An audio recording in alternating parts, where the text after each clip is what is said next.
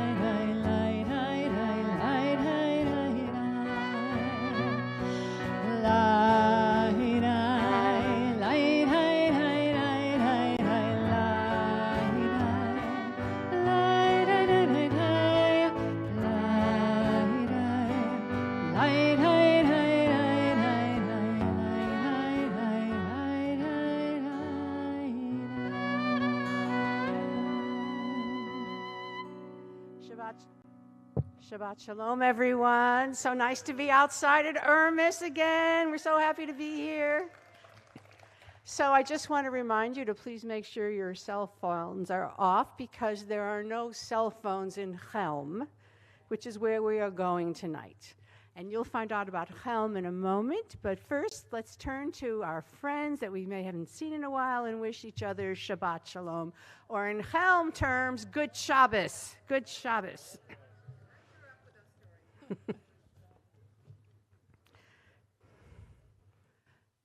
So tonight we are going to hear stories of the Wise Men of Helm. Who were they exactly? I'm going to tell you in a moment, but first, Klezmer, please.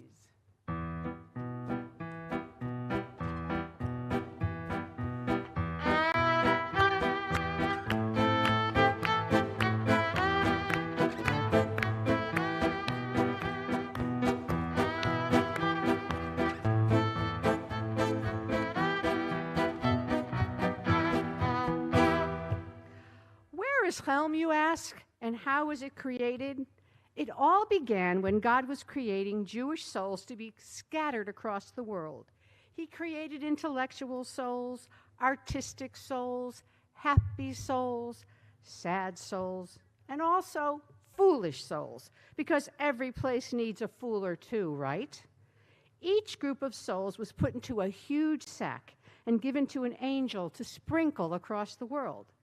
Somehow, the youngest and most inexperienced angel received the sack of foolish souls. He was so excited to have this very special task that he didn't look where he was going and ran smack into the side of a mountain and dropped the entire sack into the town of Helm. And there they lived, all these Helmites with their brilliant town elders, who made all the important decisions for the Helmites. Their names were Gronemax, Dopey Lykish, Zainville Ninny, Tritel Fool, Sender Donkey, Fievel Thickwit, and Schmendrick Numbskull. True philosophers, they pondered such deep questions as, which is more important, the sun or the moon? The moon, of course. The moon gives you light at night when it's dark out. The sun gives you light during the day when you don't need it at all. Why are the days longer in the summer and shorter in the winter? In the summer, the days expand from the heat, and in the winter, they contract from the cold.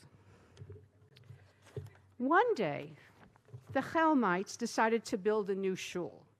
So some strong, able-bodied men were sent to a mountaintop to gather heavy stones for a foundation. The men put the stones on their shoulders and trudged down the mountain to the town below. When they arrived, the town constable yelled, "Meshuggahs! You should have rolled the stones down the mountain." The men agreed this was an excellent idea. So they turned around and with the stones still on their shoulders, went back up the hill and rolled them down. Klezmer, please.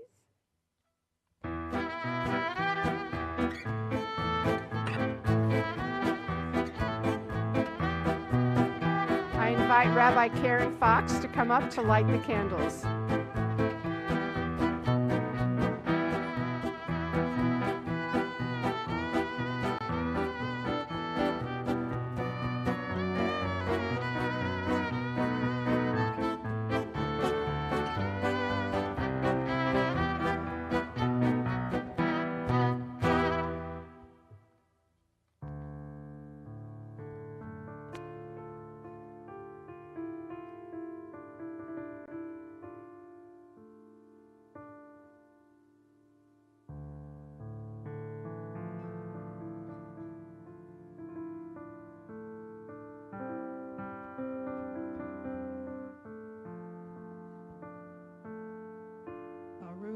Adonai Eloheinu melech haolam asher kitshanu b'mitzvotav v'tzivanu lahadlik ner shel Shabbat.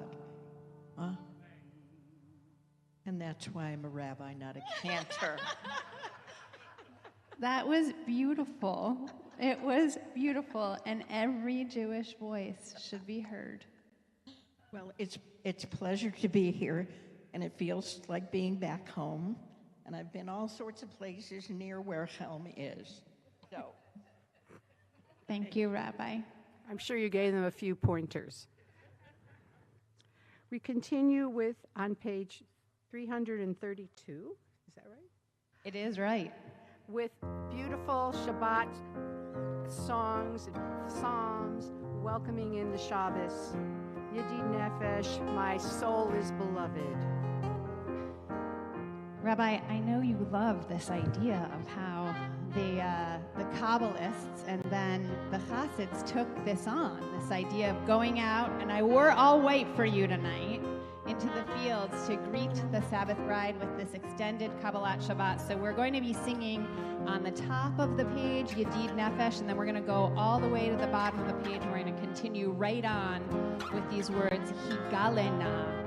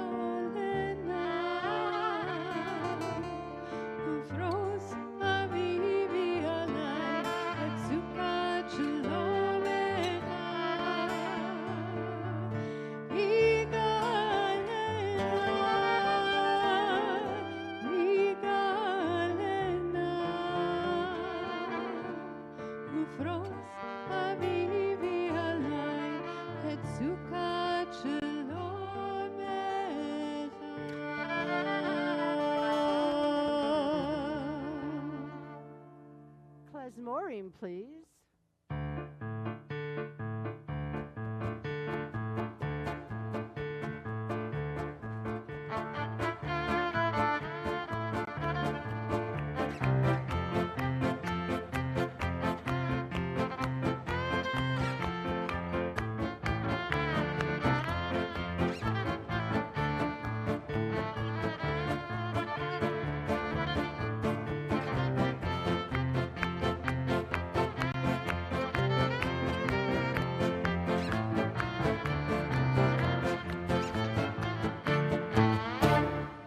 So it was a custom on Friday nights before Shabbos for people to give tzedakah, to give some money for the poor. And so the shamas meaning the Yiddish word for the caretaker, bought a brand new pushka. A pushka is a tzedakah box where you push the money into the little slot.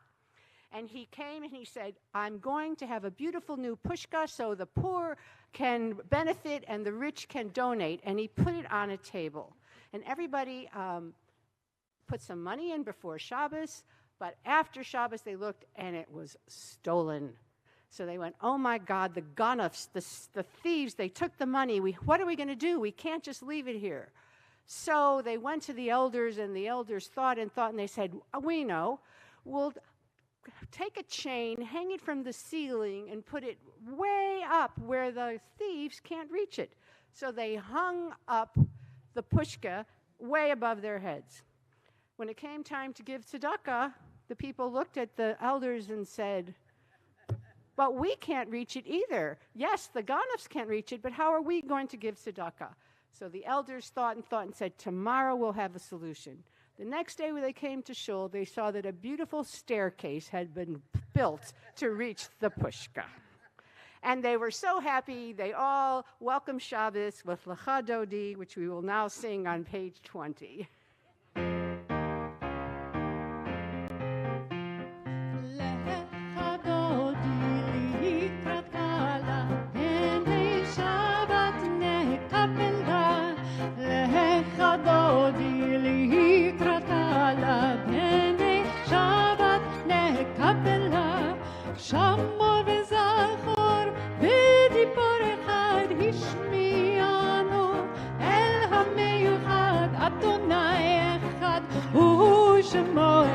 לשם ותפארת ולתהילה לך דודי לקראתך לעיני שבת נקבלה לך דודי לקראתך לעיני שבת נקבלה לקראת שבת לכו ונלכה כי מקור הברכה מראש מקדם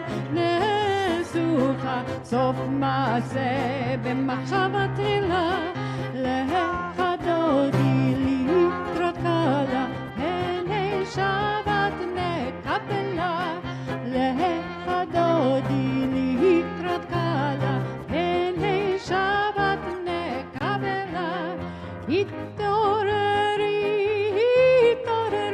כי באורך ומאורי אורי שיר דברי כבוד אדוני עלייך נדלק לך דודי לקראתך לעיני שבת נקבלה לך דודי לקראתך לעיני שבת נקבלה.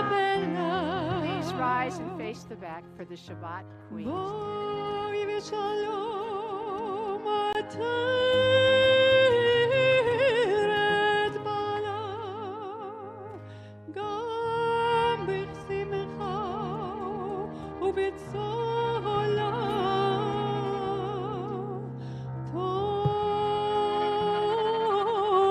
המוני עם סגולה בואי חלה בואי חלה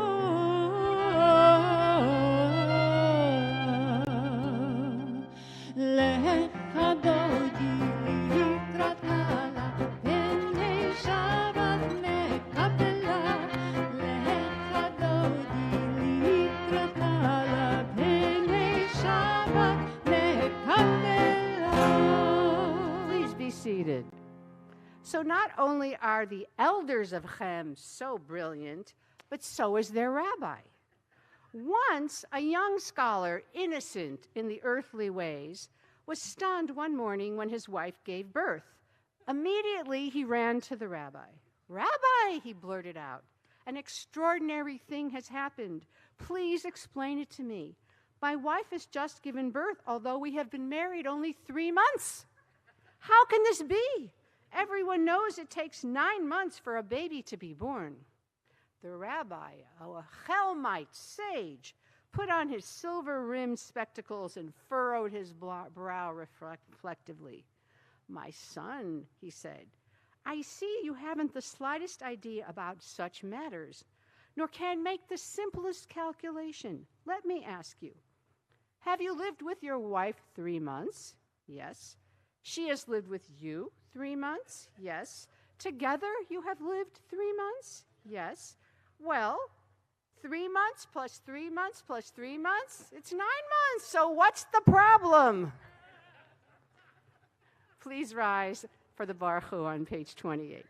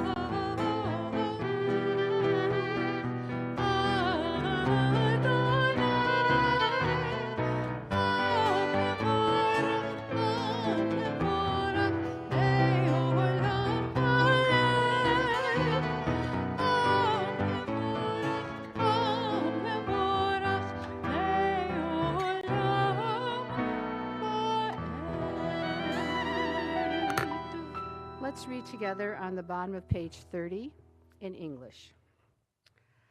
"Blessed are you, Adonai, our God, ruler of the universe, who speaks the evening into being, skillfully opens the gates, thoughtfully alters the time and changes the seasons, and arranges the stars in their heavenly courses according to plan. You are creator of day and night, rolling light away from darkness and darkness from light, transforming day into night and distinguishing one from the other. Adonai Tzvaot is your name. Ever-living God, may you reign continually over us into eternity. Blessed are you, Adonai, who brings on evening." Baruch atah Adonai, Hamariv Aravim. We continue on page 32 with God's love song to the Jewish people. His love is reflected in all of the mitzvot and the Torah and the beautiful way of life he has given us. Ahavat Olam. Ahavat Olam Bet Yisrael Amacha Ahava Torah u'mitzvot Chukim u'mishpatim Otanu limadeta Al ken Adonai Eloheinu B'shokbeinu u'b'komeinu Nasiach b'chukecha ונשמח בדברי תורתך ובמצוותיך לעולם ועד. כי הם חיינו באורך ימינו ובהם נגה יומם ולילה. ואהבתך אל תסיר ממנו לעולמים. ברוך אתה אדוני אוהב עמו ישראל. שמע ישראל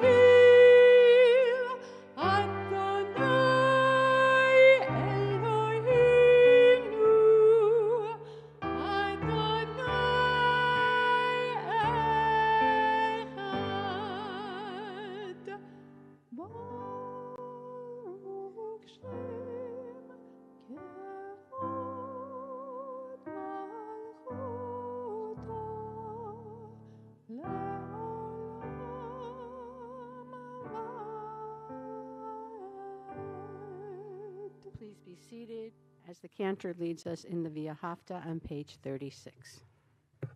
ואהבת את אדוני אלוהיך בכל לבבך ובכל נפשך ובכל מאודיך, והיו הדברים האלה אשר אנוכי מצווך היום על לבביך, ושיננתם לבניך ודיברת בם בשבתך בביתך ובלכתך בדרך ובשוכבך ובקומך, וקשרתם להות על ידיך, והיו לטוטפות בין עיניך, וכתבתם על מזוזות ביתך ובשעריך, למען תזכרו ועשיתם את כל מצוותי, והייתם קדושים לאלוהיכם.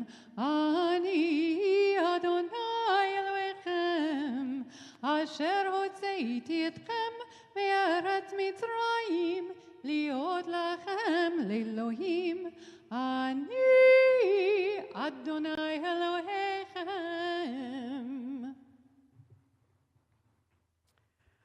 There's a story in the Talmud about when a group of the Talmudic rabbis were at a wedding and they were laughing and dancing and singing and getting drunk, and they were really, really loud. And finally, their senior head rabbi, it was Rabbi Gamliel, looked at them and he smashed a glass. And he threw down a glass and smashed it, and they all looked and he said, "How can you be so happy when the temple was destroyed?" Meaning, how can you be completely joyful when there's still sorrow in our lives? And that, by the way, is why we smash a glass at a wedding. But even in the middle of this very happy Shabbat about the Wise Men of Helm, we have to take a moment to remember the hostages and the captives who are still in Gaza. Yes, 4 of them were rescued recently, but there's still so many there.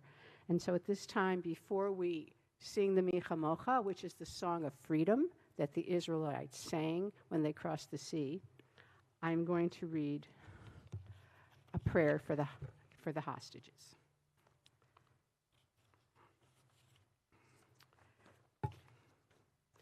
Our God, be a refuge for the oppressed, a refuge in times of trouble. Send complete rescue and full redemption to those held captive by the enemy. Strengthen their spirit and bring them our prayers that they be protected from harm. Implant understanding in the heart of the enemy that they may return the captives in wholeness of body and spirit.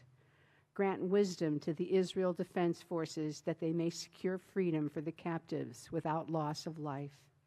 Grant strength of spirit and courage of heart to all the sons and daughters of Abraham and Sarah to release bonds of captivity and allow us all to live in freedom. As it is written, they shall call upon me and I will answer them. I will be with them in distress. I will rescue them and honor them. And we say, Amen. Amen. We continue on page 40.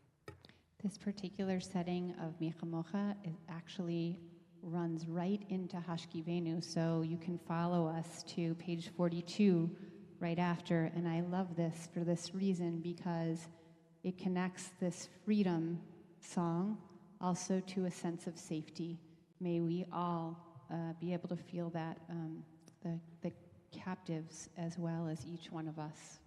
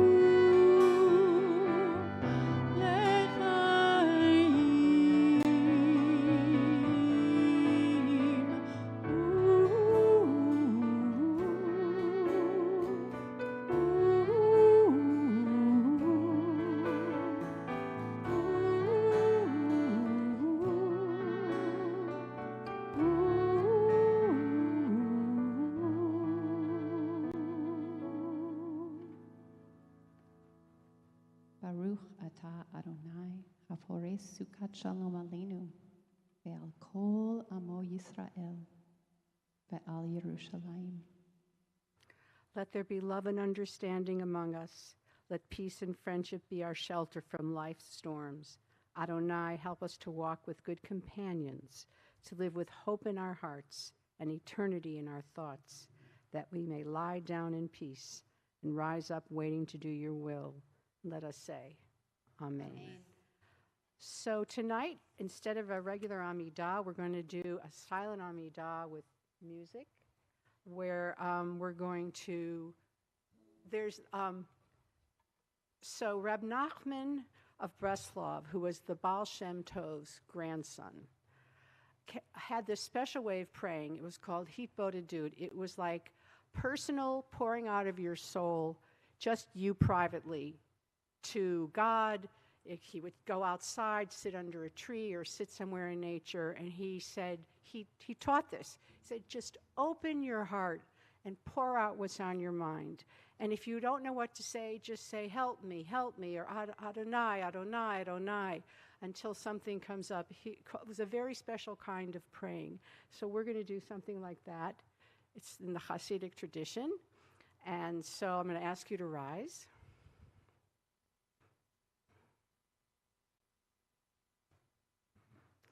And I'm just going to set the tone with this beautiful little sentence on page 47. Pray as if everything depended on God, but act as if everything depended on you. So we're now going to have a few minutes of Hitbodedut, private prayer.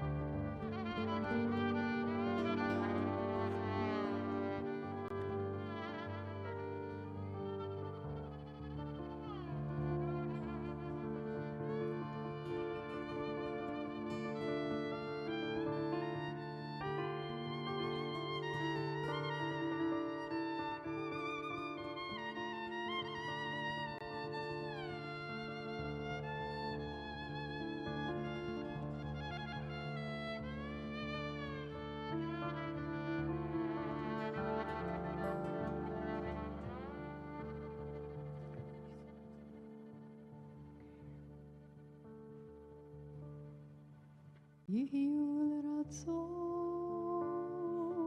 יברי פי והגיון ליבי לפניך אדוני צורי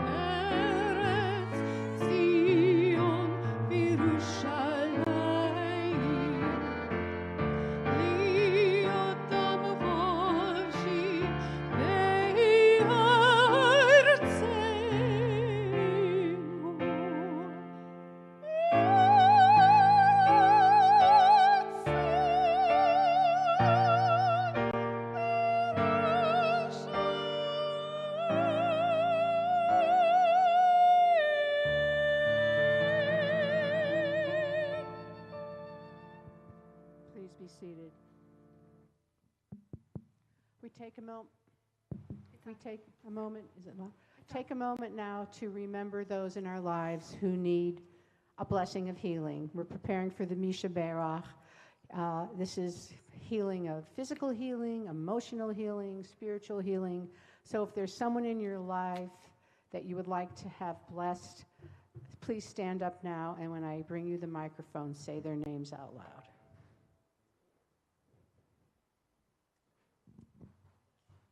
Roz Wiseman, Tina Clarefield. Megan Firestone and Jordy Glasner. Faith Gomberg Steinsapper, Karen and Sarah. Ruth Belansky. Vic Carlson.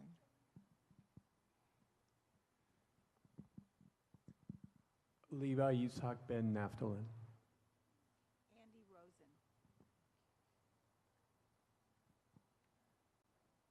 Schwab. Can be your name or it should be someone? Your name if you need healing. Your name also? Okay. Shahab Amid.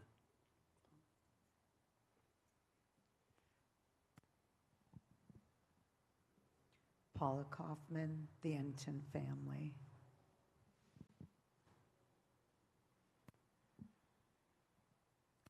Susan O'Glove.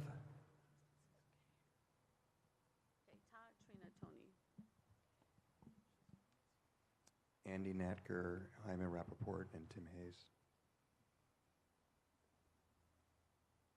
George Malloyan and Ronnie Schiff. We have a few names of those who are watching, who are not here with us.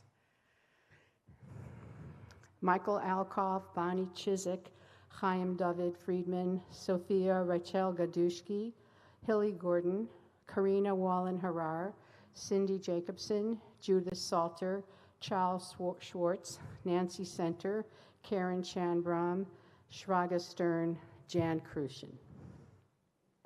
Page 253.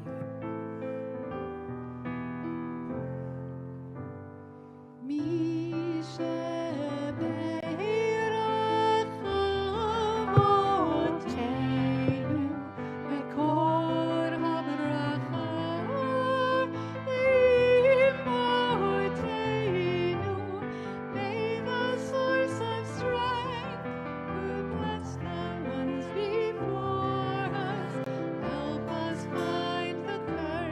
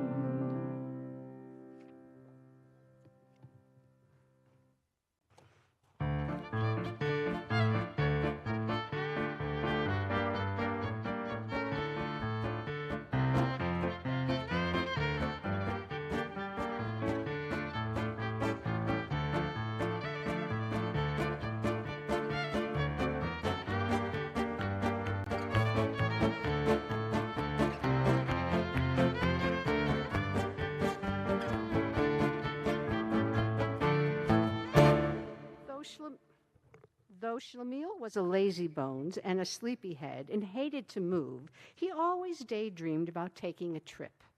He had heard many stories about faraway countries, huge deserts, deep oceans, and high mountains, and often discussed with Mrs. Shlemiel his great wish to go on a long journey. Mrs. Shlemiel would reply, "Long journeys are not for a Shlemiel. You better stay home and mind the children while I go to market to sell my vegetables." Yet Shlemiel could not bring himself to give up his dream of seeing the world and its wonders. A recent visitor to Helm had told Shlemiel about marvelous things in the city of Warsaw, how beautiful the streets were, how high the buildings and luxurious the stores. Shlemiel decided once and for all that he must see the great city for himself. He knew that he had to prepare for a journey, but what was there for him to take? He had nothing but old clothes that he was wearing. One morning, after Mrs. Shlemiel left for the market, he told the older boys to stay home from Cheder, that's Hebrew school, and mind the younger children. Then he took a few slices of bread, an onion, and a clove of garlic, that was a good meal in Helm, put them in a kerchief, tied it in a bundle, and started for Warsaw on foot.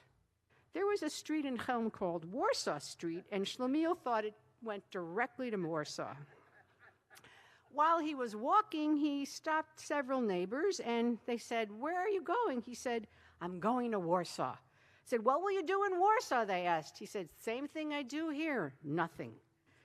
So he started to walk, and after several hours, he got tired. He got so tired he wasn't even hungry, so he lay down and he decided to take a nap. But to make sure that he would wake up and not forget the direction he was going in, he took off his shoes and pointed them toward Warsaw and away from Helm and fell asleep. Nearby, there was a blacksmith who was a prankster who saw what Shlemiel had done. And so while Shlemiel was sleeping, he turned his shoes back in the other direction. Shlemiel soon woke up feeling refreshed. And he thought, all right, I'll have a little garlic, a little onion on my bread, and I'll continue to Warsaw. So he started walking, and as he was walking, things started to look strangely familiar. He recognized houses that he had seen before. It seemed that he even knew the people he had met. Could it be that he had reached another town, Shlemiel wondered? And why was it so similar to Helm? He stopped a passerby and asked the name of the town. "Helm," the man said. Shlemiel was astonished. How is this possible? He had walked away from Helm. How could he have arrived back here? He began to rub his forehead and think, and he understood. There are two Helms, and he had reached the second one. Still, it seemed very odd that the streets, the houses, the people were so similar to those in the Helm he had left. Suddenly he remembered something he learned in Cheder. The earth is the same everywhere. So why shouldn't this second Helm be the same as the first Helm? He wondered if there was a street here like his street and a house like the one he lived on. And indeed, he soon arrived to an identical house and street. The door opened, and to his amazement, he saw a second Mrs. Shlemiel with children just like his. Everything was exactly the same as his own household. Even the cat seemed the same. Mrs. Shlemiel at once began to scold him. "Shlemiel, where did you go? You left the house alone. And what do you have there in the bundle?" The children all ran to him and said, "Papa, where have you been?" Shlemiel paused a minute and said, "Mrs. Shlemiel, I am not your husband. Children, I am not your papa." "Have you lost your mind?" his wife, Mrs. Shlemiel, screamed. "I am Shlemiel of Helm 1, and this is Helm 2. Mrs. Shlemiel clapped her hands so hard that the chicken sleeping under the stove awoke in fright and flew away. "Children, your father has gone crazy," she wailed. She immediately sent the boys for Gimple the healer. All the neighbors came crowding in. "It is true," Shlemiel said. "You look like the people in my town, but you are not the same. I came from Helm 1, and you live in Helm 2. "Shlemiel, what's the matter with you?" someone cried. "You are in your own house, with your own wife and children, your own neighbors and friends." No, you don't understand. I come from Helm 1.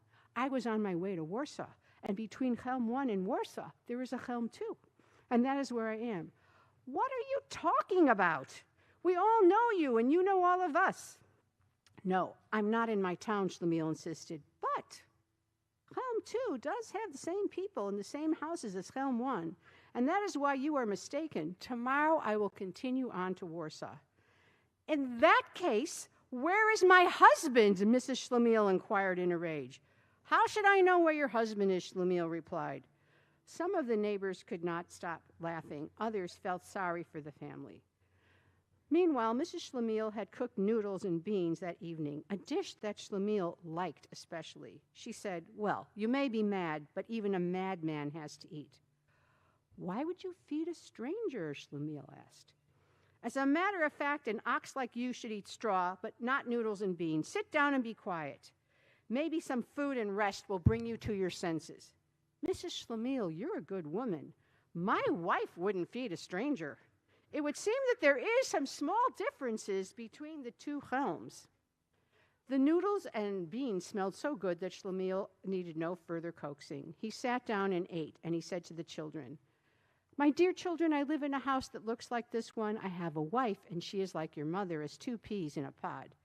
But I am not your father, and she is not your wife, my wife. The younger children laughed, and the older ones began to cry. Mrs. Shlemiel said, as if being a Shlemiel wasn't enough, he has gone crazy in addition. What am I going to do now? I won't be able to leave the children with him when I go to market. Who knows what a madman may do? God in heaven, what have I done to deserve this? Nevertheless, she made a bed for Shlemiel, and though he had napped during the day, he fell asleep and slept all night. In the morning, when Shlemiel awoke, the house was filled with townspeople. Mrs. Shlemiel stood in the midst, crying, weeping. Shlemiel was about to scold his wife for letting in so many strangers, but then he remembered that he was the stranger here because this wasn't his wife. So he got dressed, and he was getting ready to leave, and Mrs. Shlemiel said, don't let him run away. He'll disappear, and I'll be a deserted wife without a Shlemiel. At this point, Baruch the baker said, let's take him to the elders. They'll know what to do. That's right, let's take him to the elders. Although Shlemiel insisted that since he lived in Helm 1, the local elders had no power over him, several of the strong young men grabbed him and took him to the house of Gronim Ox, the head of the town council. As the crowd came in, one of the elders, dopey likeish, said, maybe there really are 2 Helms. If there are 2, then why can't there be 3, 4, even 100 Helms? Sender Dawkey interrupted. And if there are 100 Helms, must there be a Shlemiel in every one of them? Argued Shmendrik Numbskull. Gronim Ox, the elder, listened to the arguments. He wasn't prepared to make a decision. Do you recognize me? Do you recognize me? He said to Shlemiel. Surely you are wise Gronim Ox. And in your Helm there is also a Gronim Ox? Yes, there is a Gronim Ox, and he looks exactly like you. Isn't it possible that you turned around and came back to Helm? Why should I turn around? I'm not a windmill, Shlemiel replied. In that case, you are not Mrs. Shlemiel's husband. No, I'm not. Then Mrs. Shlemiel's husband, the real Shlemiel, must have left the day you came. It would seem so. Then he'll probably come back. Probably. In that case, you must wait until he returns. Then we'll know who is who. Dear elders, my Shlemiel has come back. I don't need 2 Shlemiels. 1 is more than enough. Whoever he is, he may not live in your house until everything is made clear, Gronim said. Where shall I live? Shlemiel asked. In the poorhouse. What'll I do in the poorhouse? What do you do at home? Good God, who will take care of my children when I go to market, moaned Mrs. Shlemiel. Besides, I want a husband, even a Shlemiel is better than no husband at all. Are we to blame that your husband left you and went to Warsaw? Gronim asked. Wait until he comes home.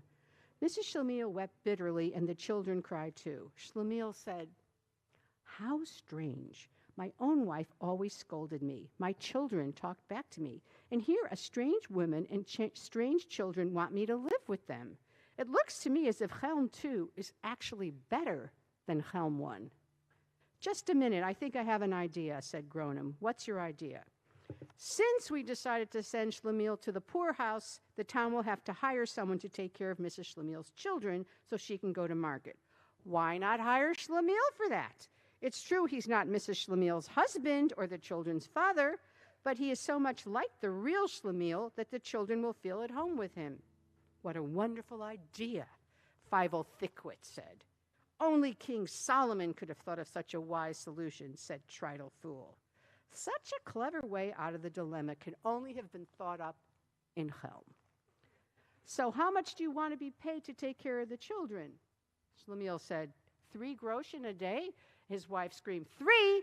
Get 6. Why 3? We need more than that. The elder said, 3 is too little, 6 is too much. Will you take 5? Yes, but how long will I have to keep this job? Until the real Schlemiel comes home. Gronem's decision was soon known throughout Helm, and the town admired his great wisdom and all of the wisdom of the elders of Helm. At first, Schlemiel tried to keep the 5 groschen that the town paid for himself.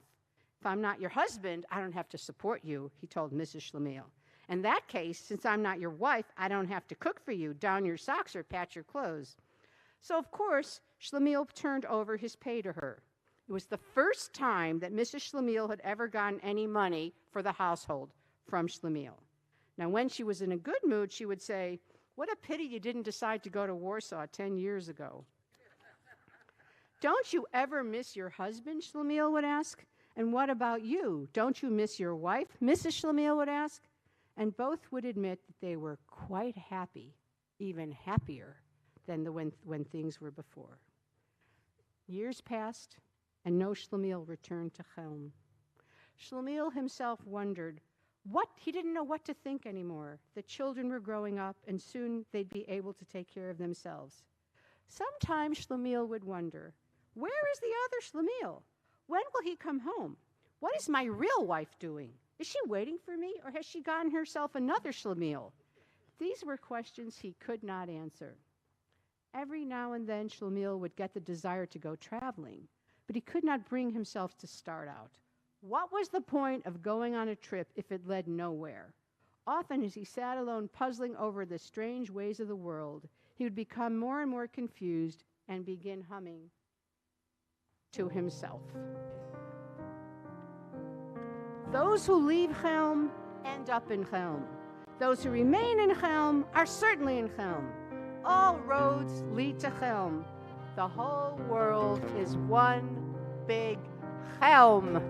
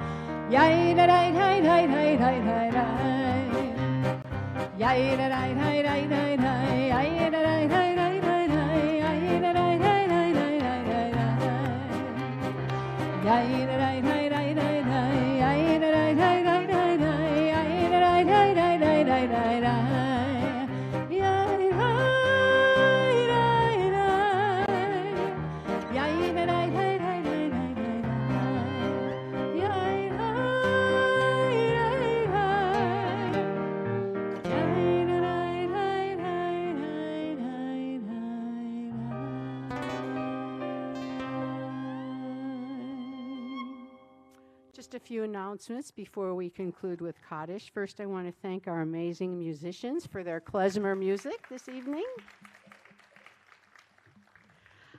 There are 2 programs coming up, both at the Resnick campus, that might interest you. On Sunday at 4 p.m. is a program called Mental Illness in the Family, with a film made by a family whose son was a star athlete and then got schizophrenia and became a painter to express himself. But it's also about, how a family deals with someone with a mental illness, with a psychologist and another expert on art for people who are struggling and challenging with mental illness. And then this Tuesday, we're doing this wonderful program called Heroes of October 7th with Beit HaLochem, which is the Israeli Veterans Society or organization that supports Israeli veterans, and 6 young wounded Israeli veterans who were at the Nova Festival, who were in Gaza, are coming to LA. They're going to tell their stories. We're going to honor them and thank them, and it should be very compelling and very interesting, and that's at 7 p.m. next Tuesday. Anything else? Also, at the end of the service, we're going to have Kiddush and Motzi, and I'm going to invite the people who sit in the first row, no one ever does, Stan and Risa and Sue, to come up and do the Kiddush and the Motzi afterwards. From now on, whoever sits in the first row is going to get that honor. That's going to be unless there are b'nai mitzvah here. Unless what? Unless there are b'nai mitzvah. Well, they'll be sitting in the front row anyway, yes. Probably. Anyway, so now we turn our thoughts to Kaddish and remembering those who are no longer with us. And we begin, first of all, if anyone is observing the first 30 days of mourning, we invite you to stand now so we can know who you are. And those who are observing a yort site also, we invite you to stand now. So we begin with those who passed away during the Shloshim, the past 30 days. Judith Bank, Louis Bloomfield, Howard Gorin, Minerva Crevoy, Joy Schechtman Mankoff, Zachary Seth, Marvin Steinberg, Alice Vogel. We also remember those whose anniversaries of their deaths, their yortzites, took place during this past week. Charlotte Adler, Valentina Mead, Roger Bairstock, Misha Bellick, Ray Berelson, Jack Berman, Sarah Collins Blakeman, Naomi Brennan, Olga Brewer, Harry Brown, Leonard Cohen, Rosalind Cooperman, Stuart Morton Cowan, Rochelle Dave, Rebecca Wilhelmina Druy, David Duell, Minna Ehrenberg, Max Joseph Eisenberg, Milton Eller, Burton Fine, Jack Figlin, Jules Feiertag, Miles Quinton Fitterman, Raph Fomill, Ruth Friedman, Rose Freudenthal, Jay Gagerman, Marvin Gantz, Leo Gold, Dora Goldberg, Dorothy Goldberg, George Goldfein, Joel Goldman, Mort Green, Susan Greenberg, Howard Greller, Felix Guggenheim, Marcia Jacobs, Irwin Jameson, Alan Kaplan, Lucille Kaplan, Madeline Kaplan, Margot Katz, Sydney Katz, Joseph Kelrick, Minnie Kent, Robert Klein, Margaret Klein, Stephen Klein, Max Kleiman, Judy Coster, Sylvia Crevin, Albert Cooperstock, Jeanette Lampert, Melbourne Levitt, Sam Levin, Lester Levy, Lillian Lepofsky, Robert Lippman, Bess Lustig, Albert Markinson, Susan Martin, Ronald Meltzer, Hadley Miller, Sylvia Morris, Stanley Mosk, Eric Paul Nass, Max Newman, Ann Nickel, Victor Noodleman, Jack Opper, Eugene Pantuck, Albert Pekelny, Helen Wildman Pollock, Robin Raymond, Oscar Reese, Donald Renetsky, Richard Ritter, Stanley Robin, Sylvia Rodsky, Ernest Roseman, Madeline Rosen, Isaac Roston, Julie Silverman Sachs, Mabel Samter, Martin Schatz, Paul Schneider, Gladys Schwartz, Jeanette Sherman, Dahlia Schneider, Milton Sidley, Karen Silverman, Joel Simon, Elizabeth Siniko, Wanda Slangerup, Bobby Stern, Adeline Tarko, Benjamin Tarshish, Maury Taylor, Florence Tucker, Sarita Silverman Unger, Alvin Vogel, Frank Webb, Seymour Weg, Louis James Wegger, Dora Weinstein, Myrna Weinstein, Paul Weisberg, Arthur Weiner. Are there any other names to add? Thank you. Thank you. Thank you. We also, oh, sorry. Thank you. We also remember those who gave their lives defending the United States of America and the state of Israel, those who have died in October 7th and the Gaza war, those who have died in violence all over the world or disease, and those who have no one to say Kaddish for them. We take them all as our own as we all rise and turn to page 294. Yitgadal v'yitkadash shemei Rabba, v'alma divrach yirutei v'amlich malchutei, b'chai echon u'v'yom echon u'v'chayei dechol beit Yisrael, ba'gala v'zman kari v'imru amen. Yehei shmei Rabba mevarach le'olam omei almaya, yitbarach v'yishtabach v'yitba'ar v'yitromam v'yitnaseh, v'yitadar v'yitaleh v'yitalal shmei dekudusha brichu, le'ela min kol birchata v'shirata, tushbachata v'nechamata, damiram b'yalma v'imru amen. Yehei shlama Rabba min Shemaya, v'chaim aleinu v'al kol Yisrael v'imru amen. O se shalom b'imramav, hu yaseh shalom, aleinu v'al kol Yisrael v'imru amen. O se shalom b'imramav, hu yaseh shalom aleinu v'al kol Yisrael.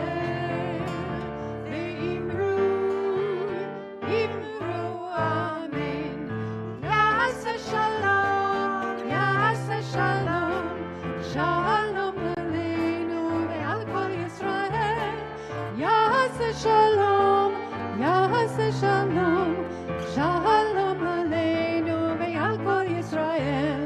Oh, say Shalom, Shalom b'mromav, hu Yaseh Shalom. Oh, say Shalom, Shalom b'mromav, hu Yaseh Shalom, hu Yaseh Shalom, Shalom Aleinu.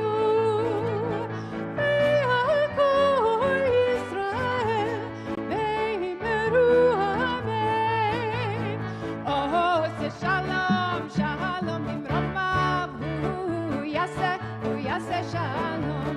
Oh, say Shalom, Shalom, b'mromav, hu Yaseh Shalom. Oh, Yaseh Shalom, Shalom Aleinu, ve'al kol Yisrael, v'imru amen. Oh, say Shalom, Shalom b'mromav, hu Yaseh Shalom. Oh, say Shalom, Shalom b'mromav, hu Yaseh Shalom. Baruch atah Adonai Eloheinu melech haolam, borei peri hagafen. Baruch atah Adonai Eloheinu melech haolam, asher kiddushanu b'mitzvotav v'ratavanu, v'shabbat kodesho be'ahava uvratzon hinchilanu, zikaron l'maseh v'reishit, ki hu yom techila v'mikra'e kodesh, zecher litziat Mitzrayim, ki vaynu v'acharta ve'ot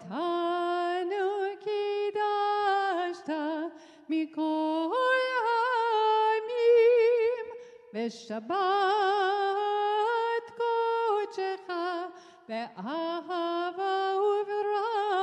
וברצון הנחלתנו ברוך אתה אדוני מקדש השבת.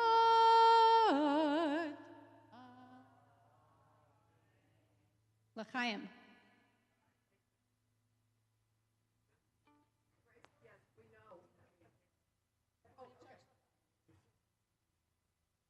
Baruch atah Adonai Eloheinu melech haolam hamotzi lechem min haaretz. Amen. It's okay. Shabbat shalom. Shabbat shalom.